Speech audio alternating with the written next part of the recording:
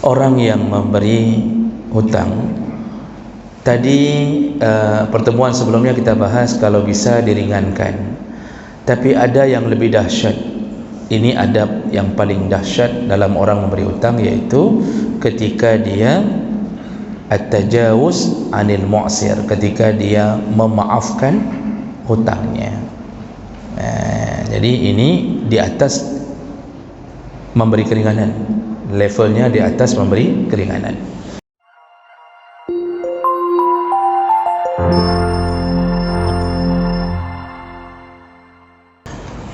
Innal hamdalillah nasta'inuhu wa nastaghfiruh wa na'udzu bihi min shururi anfusina wa min sayyiati a'malina, may yahdihillahu fala mudilla lahu wa may yudlil fala hadiya lahu.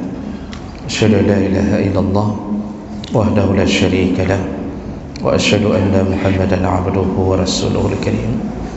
Allahumma shalli wa sallim ala nabiyyina wa sayyidina al-Mustafa Muhammadin wa ala alihi wa ashabihi ajma'in. Amma ba'd.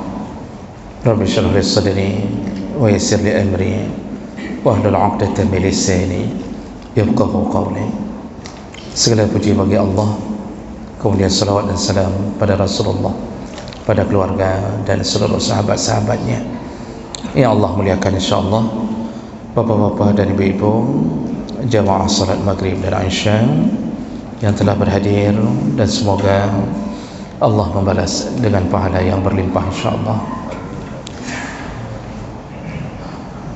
Bapak Ibu yang Allah muliakan, kita masih berada di dalam bab adab seputar hutang piutang, dan kita sedang membahas adab dari orang yang memberi hutang.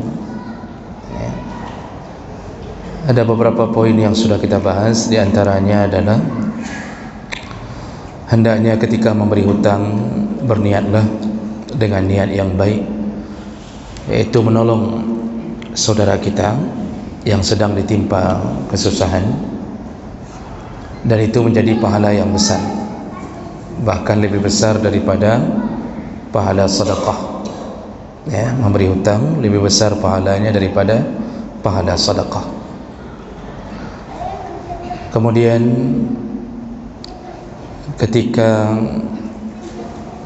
menagih, maka dianjurkan untuk menagih dengan cara yang baik.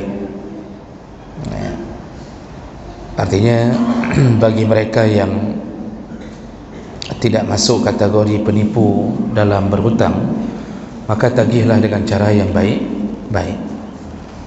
Kalau kirim WA, kirimlah dengan bahasa yang baik.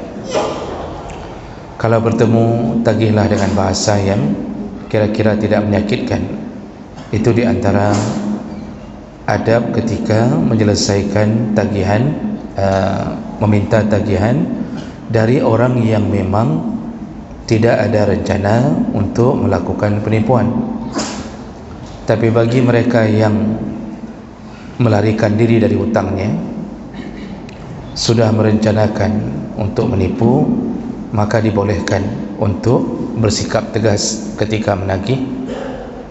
Boleh dengan bahasa yang tegas walaupun agak sedikit kasar, dan bahkan dibolehkan mempidanakan orang tersebut. Jadi itu berdasarkan hadis Nabi sallallahu alaihi wasallam yang sudah kita jelaskan di beberapa pertemuan yang lalu. Jadi tergantung orang. Dan yang terakhir yang kita bahas yaitu imhal al-madin inda adami istita'ati, yaitu hendaknya memberi keringanan. Orang yang memberi hutang hendaknya memberi keringanan bagi mereka yang memang tidak mampu membayar. Jadi kondisinya dia ingin bayar tapi dia tidak mampu membayar, maka berilah keringanan, yaitu yang dimaksud adalah keringanan dengan memperpanjang tempo.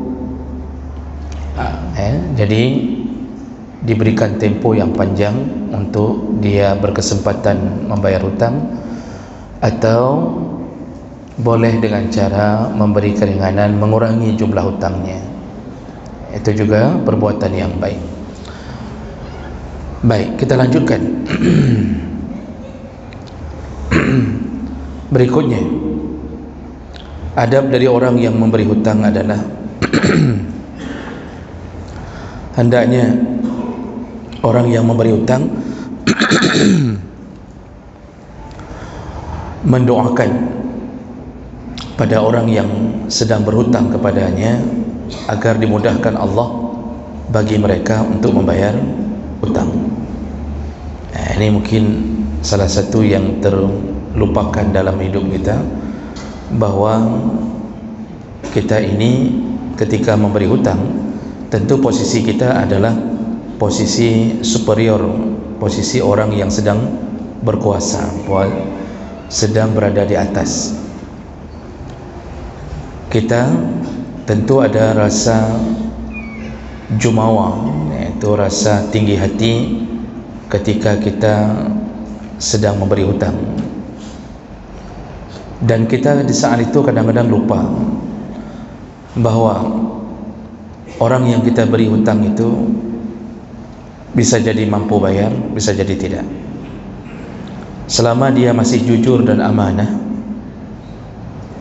maka salah satu yang membuat kita tersanjung di sisi Allah, bahwa kita doakan mereka agar Allah memudahkan mereka untuk membayar hutang kita.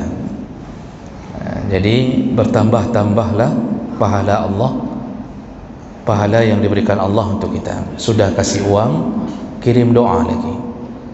Jadi memohon kepada Allah agar Allah mudahkan. Dan ini tentu dengan dalil-dalil yang umum, ya, bahwa selama kita masih berfikir untuk menolong seorang hamba, maka Allah tetap akan bersama kita untuk menolong kita. Salah satu cara menolong adalah menghantarkan permohonan atau doa kepada Allah. Rasulullah yang mengatakannya, wa kana Allah fi auni al-'abdi ma kana al-'abdu fi auni akhihi. Allah senantiasa menolong seorang hamba selama hamba itu masih menolong hambanya yang lain, ya, masih menolong hamba Allah yang lain. Nah, ini dibantu dengan rasa bahwa mukmin itu tidak sempurna imannya sampai dia benar-benar mencintai saudaranya yang mukmin sebagaimana dia mencintai dirinya sendiri. Nah, rasa cinta itu terungkap melalui doa. Ya, Rasulullah sallallahu alaihi wasallam menyebutkan, la yu'minu ahadukum hatta yuhibba li akhihi ma yuhibba li nafsihi. Tidak akan sempurna iman seseorang di antara kalian sampai kalian mencintai saudara kalian seiman sebagaimana kalian mencintai diri sendiri. Jadi kan di saat seperti itu tentu kita merasa bahwa orang yang sedang terlilit utang dengan kita itu dia punya masalah. Ini orang jujur, Pak. Ya, ini orang amanah, betul-betul miskin tak mampu bayar. Maka kita tentu kalau punya iman, karena tadi Nabi menyebutkan tidak disebut beriman kalau tidak ada lagi sifat itu.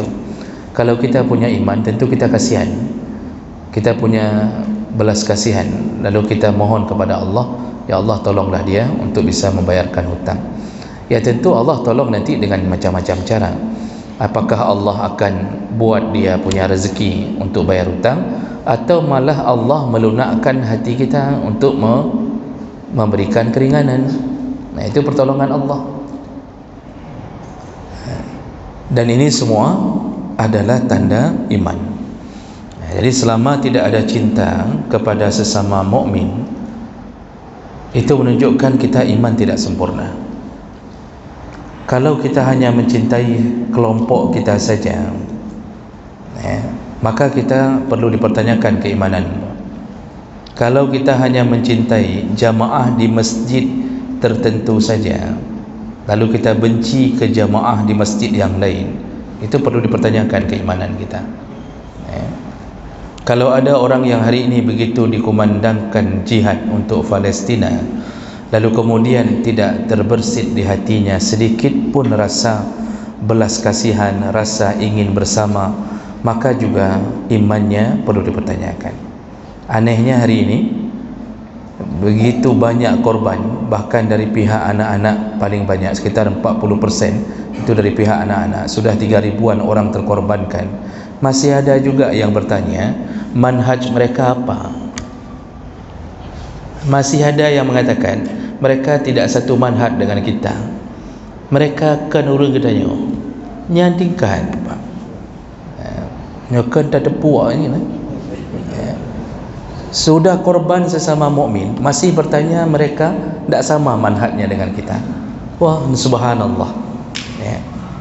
Ini ajaran apa seperti ini? Saya juga bingung ini melihat ajaran-ajaran yang nanti mungkin akan bertanya lagi, mereka ada kunut atau tidak? Kalau tidak ada kunut, ya sudahlah, mereka bukan orang kita, mati bah mati ke dia. Nyan bangai nyantingkan bangai. Nya kawai tak bengih pada pegahnya. Padahal baru 10 menit kita mulai. Jadi ini hati-hati dengan hadis Nabi yang mengatakan engkau tidak disebut beriman sampai engkau punya rasa cinta kepada sesama mukmin, bukan sesama NU, bukan sesama Muhammadiyah, bukan sesama Al-Wasliyah, tapi sesama mukmin. Kalau itu tidak ada, maka tanyalah pada diri sendiri, imannya iman apa ini? Kepada siapa dia beriman? Sedangkan Rasulullah datang sebagai rahmatan lil alamin, bukan rahmat hanya bagi satu kelompok saja. Jadi jemaah melakukan Allah, ini termasuklah hadis ini ingin mengatakan hal perkara seperti itu. Nah, kemudian kenapa kita disuruh juga berdoa kepada saudara kita yang terlilit hutang pada kita? Karena ada kalanya kita perlu menolong mereka agar tidak terjatuh ke dalam kezaliman. Karena orang-orang yang sudah mulai terlilit hutang biasanya akan melakukan perkara-perkara yang dosa berikutnya. Apa yang mereka lakukan? Mereka akan sering berbohong. Jadi kalau sudah terlilit hutang itu biasanya sering berbohong. Makanya Nabi SAW itu memanjatkan doa kepada Allah, Allahumma inni a'udzubika minal ma'sam wal maghram. Ya Allah, aku berlindung kepadamu dari perbuatan dosa yang bisa jatuh pada diriku, atau aku terlilit hutang. Jadi Nabi pernah doa, ya Allah lindungi aku dari perbuatan dosa dan dari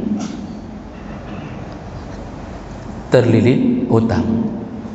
Kenapa Nabi bermohon berlindung supaya tidak terlilit hutang dalam hidup ini? Karena orang kalau sudah berhutang, itu biasanya mulai bohong. Kita tanya saja, Pak drone di mana? Bapak di mana ni? Itu sudah mulai, oh tidak ada ni lagi di Bandar Aceh. Padahal dia masih di WC di Luk Semami. Kenapa dia melarikan diri dari situ? Karena dia merasa tidak sanggup bayar hutang. Akhirnya jatuh ke dalam dosa. Itu belum lagi akhirnya dia benar-benar ingin melarikan diri dari hutangnya karena betul-betul sudah tidak mampu bayar. Jadi tidak ada lagi usaha di saat seperti itu. Makanya kita perlu menolong mereka dengan cara doakanlah mereka. Ini memang perkara yang sulit kita lakukan. Yang biasa kita lakukan begitu melihat orang tidak sanggup bayar hutang, kan kita mengatakan bukan doa Pak, tapi yang kita hantarkanlah kalimat-kalimat yang pedas kepadanya. Tapi itu tidak layak kita lakukan kalau orang itu bukan penipu dan bukan orang yang jahat. Jadi ini perlu membiasakan mendoakan orang tersebut. Kemudian ada berikutnya, yaitu hendaknya kalau orang yang berhutang menawarkan untuk memindahkan hutangnya, maka sebaiknya yang memberi piutang menerima tawaran itu. Falyatahawwan an malik, hendaknya dia menerima tawaran untuk memindahkan hutang. Ini berdasarkan hadis Nabi sallallahu alaihi wasallam. Rasulullah sallallahu alaihi wasallam pertama menyebutkan matalul ghani dhulmun, menunda-nunda hutang itu zalim. Ya. Lalu Rasulullah sallallahu alaihi wasallam menyambung, wa man kana uttubi'a ala mali'in falyattabi'. Barang siapa yang ditawarkan oleh orang yang berhutang untuk dipindahkan hutangnya, maka sebaiknya falyattabi', terimalah. Ini maksudnya, ini hadis sahih. Rasulullah mengatakan, jangan engkau tolak kalau orang yang berhutang menawarkan untuk memindahkan hutangnya kepada orang lain. Ini disebut dalam fiqih yaitu hiwalah. Disebut hiwalah. Jadi peralihan hutang, mengalihkan hutang. Contoh kasusnya, si A berhutang pada si B. Lalu kemudian si A pun ternyata dia pernah memberi hutang pada si C. Jadi si A hutangnya ke si B, ternyata si A pernah memberi hutang kepada si C. Lalu kemudian ketika si B menagih hutangnya pada si A mengatakan, saya juga punya hutang, saya juga ada piutang kepada si C. Jadi kalau boleh tagihlah ke si C saja, jangan lagi ke saya. Jadi dia alihkan hutangnya karena si C punya hutang kepada si A. Maka hutang si A, si A bermohon jangan lagi ditagih ke sini, tapi si B nagihnya ke si C. Ini disebut dengan hiwalah.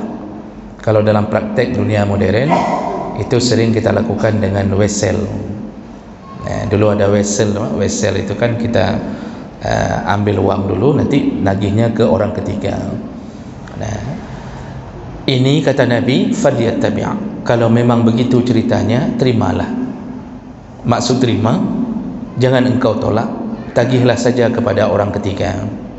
Namun ini diberi syarat oleh para ulama. Yang pertama, jumlah hutang itu harus sama, tak boleh kurang. Jadi jangan sampai si A berhutang sama si B 10 juta, si C berhutang sama si A cuma 5 juta. Kata si A, nak tagih ke dia hutang, tagihlah ke si C. Padahal hutang si C tak sama jumlahnya dengan hutang si A. Ini tak boleh, harus sama jumlahnya. Itu syarat pertama. Syarat yang kedua, harus semuanya ridha di atas pengalihan itu. Jadi semuanya harus ridha di atas pengalihan. Kalau satu orang saja mengatakan tidak ridha, maka tidak boleh terjadi pengalihan hutang itu. Contoh, si A setelah mengatakan baik nak tagih maklum, jangan tagih sama saya lagi, tagih saja sama si C kerana si C nak hutang maklum. Si B mengatakan tidak, saya tidak ada urusan sama si C, saya hutang sama urusan sama kamu. Si B tak mau menagih pada si B tak mau menagih pada si C. Kenapa? Karena mungkin si B sudah tahu yang si C nya hanya kebut ulang, dia tak bisa buat, tak bisa jadi buat, hanya kebut kan begitu kan. Itu dia, si C itu tak beres, tak mau saya capekkan diri nagih ke sana, urusan saya sama kamu. Itu berarti tak ridha. Berarti si B itu tidak ridha kalau dialihkan, maka tidak boleh terjadi pengalihan itu. Si A tetap tanggungjawab. Nah ini yang kadang-kadang ada orang tidak menunggu ridha, dia langsung menawarkan kepada orang yang memberi hutang bahawa tagih aja ke sana, apa yang belum ini, kata tagih aja ke sana. Ini tidak dibolehkan kecuali sudah saling konfirmasi bahawa sama-sama ridha di atas perbuatan itu. Baru boleh terjadinya hiwalah. Ini proses dalam pengalihan hutang. Nabi SAW menganjurkan untuk diterima, jangan ditolak, karena itu bahagian daripada memudahkan orang yang berhutang pada kita, yang mungkin dia tidak ada uang, tapi dia berharap uangnya dibayar oleh pihak ketiga, rupanya tidak dibayar-bayar. Akhirnya dia mohon agar dipindahkan hutangnya kepada orang yang lain. Maka ini termasuk hiwalah yang dalam syariat hukumnya mubah dan dibolehkan melakukan hal seperti ini. Ya. Baik. Berikutnya,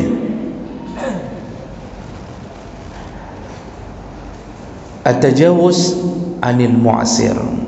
Nah, ini bahagian yang terakhir dalam adab hutang piutang, yaitu sebaiknya orang yang memberi hutang.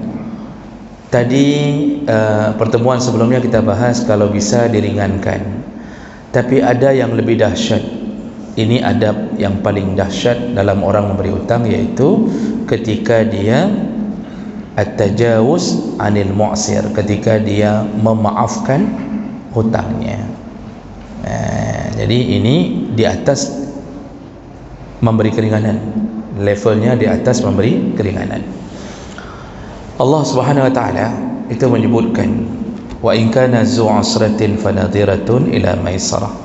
Seandainya orang merasa kesulitan bayar hutang, maka berikanlah maisarah, yaitu keringanan. Tapi Allah sambung, wa antasaddaqu khairul lakum in kuntum ta'lamun. Tapi kalau engkau sedekahkan hutangmu, khairul lakum, itulah yang terbaik untukmu seandainya engkau tahu. Jadi bahasa seandainya engkau tahu, Allah ingin mengatakan seandainya engkau tahu betapa besar balasanku kepadamu, sungguh engkau pasti memaafkan hutangmu.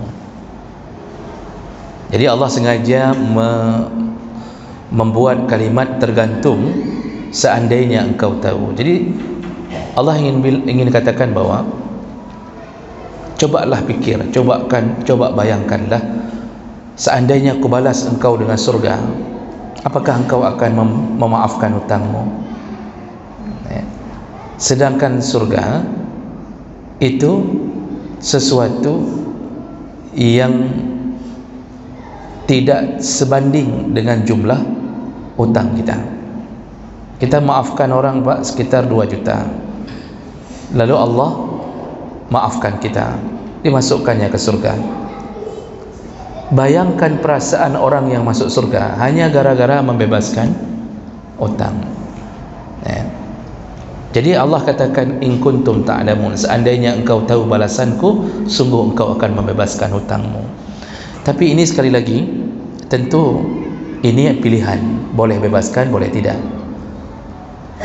Saya sering mengatakan di mana-mana tempat bahwa ini yang perlu kita lakukan hal seperti ini adalah orang-orang yang baik, amanah, jujur, tapi tidak mampu bayar hutang.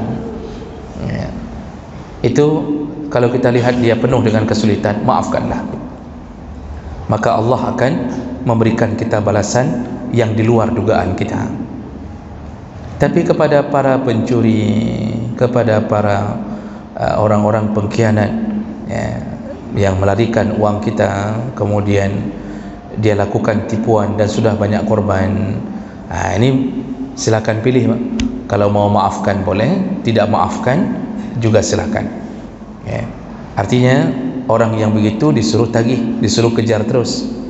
Itu sampai tadi kita sebutkan Nabi sampai mengatakan itu hak kita untuk menagih dengan cara yang tegas, bahkan sampai urusan-urusan di pengadilan. Itu dibolehkan. Dan sudah banyak hadis-hadis Nabi yang lain yang menyatakan kelebihan orang yang memaafkan hutangnya. Di antaranya Rasulullah mengatakan, dalam hadis riwayat Ahmad dengan derajat yang sahih, man ahabba ayyudhillahu Allah azza wa jalla fi dhillihi falyanzur al-mu'sir aw liyadha anhu. Barang siapa yang ingin mendapatkan naungan di hari kiamat, maka berilah tenggang waktu pada orang yang kesulitan bayar hutang, aw liyadha anhu, ataupun lepaskanlah hutang itu, maafkanlah. Jadi ini janji Nabi, orang yang memaafkan hutang maka termasuk salah satu yang akan diberi naungan di padang mahsyar di saat matahari diturunkan sejengkal di atas kepala. Kemudian dalam hadis yang lain Rasulullah sallallahu alaihi wasallam menyebutkan dari Abu Qatadah, man nafasa an gharimihi aw maha anhu kana fi dhillil arsy yaumal qiyamah. Barang siapa yang memberi keringanan dalam hutang atau memaafkan hutangnya, maka dia nanti di hari kiamat akan mendapatkan naungan di bawah arasy Allah Subhanahu wa taala. Ini juga disebut masuk golongan hadis yang sahih.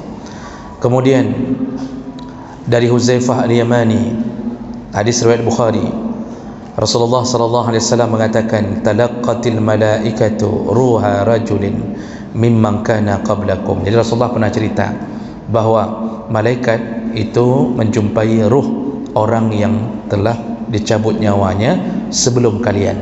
Maksud Nabi di masa lalu, di masa cerita masa-masa di zaman Bani Israel.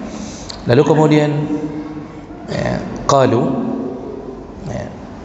para malaikat ini bertanya kepada ruh ini, a'amilta minal khair syai'an, kamu ada amalan yang kamu lakukan selama di dunia, amalan yang baik? Qala, lalu orang ini menjawab, ruh ini menjawab, kuntu amura fityani ayyundiru wa yatajawazu 'anil musir. Lalu dia mengatakan, dulu aku di dunia, aku sering mengatakan kepada anak buahku atau budak-budakku untuk meringankan orang-orang yang telah berhutang kepada aku. Artinya jangan ditagih dulu, berikan tempo, ada yang ku maafkan, itu katanya. Dan dia menyebutkan amalan itu. Lalu malaikat, lalu Allah berkata, wa qala Allah fatajawazu anhu, kata Allah, maafkanlah. Kalau itu amalnya, maafkanlah dia dari dosa-dosanya. Karena dulu dia suka memaafkan orang-orang yang berhutang padanya lalu tidak mampu bayar. Ternyata balasannya dosa-dosanya dimaafkan Allah Subhanahu wa taala. Dalam hadis yang lain dari Abu Hurairah radhiyallahu anhu, juga hadis riwayat Bukhari, kana tajirun yudayinun nas. Dulu di Bani Israel ada orang yang kaya raya suka memberi pinjaman pada orang yang sedang kesulitan. Fa iza ra'a mu'asiran qala li fityanihi tajawazu anhu. Ketika sudah datang tempo untuk menagih, lalu dia sebarkan anak buahnya atau budak-budaknya untuk menagih. Lalu kemudian dia berkata, tajawazu anhu, bagi mereka yang belum sanggup bayar maka ringankanlah atau lihatlah keadaan, kalau bisa maafkanlah. La'alla Allah yatajawazu anna, semoga dengan kita memaafkan orang itu Allah memaafkan kita. Ini selalu wasiat dia kepada budak-budaknya sebelum menagih hutang. Maka apa yang terjadi, kata Nabi, fatajawazallahu anhu. Lalu ternyata ketika dia meninggal, Allah maafkan semua dosa-dosanya, hanya gara-gara pernah memaafkan hutang kepada orang lain. Jadi Bapak Ibu yang Allah muliakan, begitu mulianya kita, sudah kita tolong, kita sakit hati, lalu uang kita terhambat sampai bertahun-tahun, yang selayaknya kita bisa jadikan modal tapi tidak bisa buat apa-apa. Lalu kemudian di ujung cerita kita maafkan lagi hutang kita, maka kita telah menjadi orang-orang yang muhsinin, yang telah berbuat baik. Coba lihat dalam Al-Quran, puluhan ayat menyebutkan innallaha yuhibbul muhsinin, sesungguhnya Allah sangat mencintai orang-orang yang berbuat baik. Ini makanya yang punya hutang kepada orang-orang miskin, nya hana payah fikir pak, na pemaah juga deh. Tapi kepada orang kaya yang punya hutang sama orang kaya, nyan baiknya pemaah nelit dengan batai nelit cuma. Cari dia, pokoknya biar dia bayar. Tergantung sekali siapa yang kita hadapi.